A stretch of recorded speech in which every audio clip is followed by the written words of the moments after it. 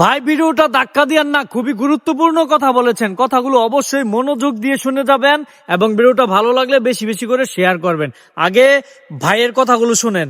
নাসিরউদ্দিন পাটোয়ারি আমার কাছে মনে হয় যে এই আরক হিরো আলম, এই হিরো আলম শুধুমাত্র ভাইরাল হওয়ার জন্য সে ভোট করতে কিন্তু আসেনি, সে ভাইরাল হওয়ার জন্য আসছে। আপনি গতকালকে দেখছেন যে তার উপরে হামলা হয়েছে বলে ক্যাফের উপর দিয়ে কখনো মাথায় ফাটছে ব্যান্ডেজ করে, আপনি দেখছেন। কালকে আমি দেখছি তাড়াহুড়া করতে যায় তারা ক্যাফের উপর দিয়ে ব্যান্ডেজ করছে। সে এখন যেটা চাচ্ছে, যদি কোনো কারণে সে পা উল্টা পড়ে ডাস্টবিনে পড়ে, সে হয়তো বা সেইটাকেই প্রচার করবে যে মির্জা আব্বাস ভাই তাকে ডাস্টবিনে ফেলাইছে। আপনি দেখেন, আমার কাছে কেন জানি মনে হয় জামাত এবং এনসিপি নির্বাচনটা মুন্ডুল করার জন্য নাসিরউদ্দিন পাটোয়ারিকে বলির ফাটা বানায় কিনা। নাসিরউদ্দিন পাটোয়ারির জীবন নিয়ে আমি সন্দিগ্ধে আছি। জামাত যে রাজনীতিটা প্রতিমূর্ত করে দেশ স্বাধীনের পরে থেকে করতেছে, ওই রাজনীতির বলি হয় কিনা নাসিরউদ্দিন পাটোয়ারি, আমার সন্দেহ আছে।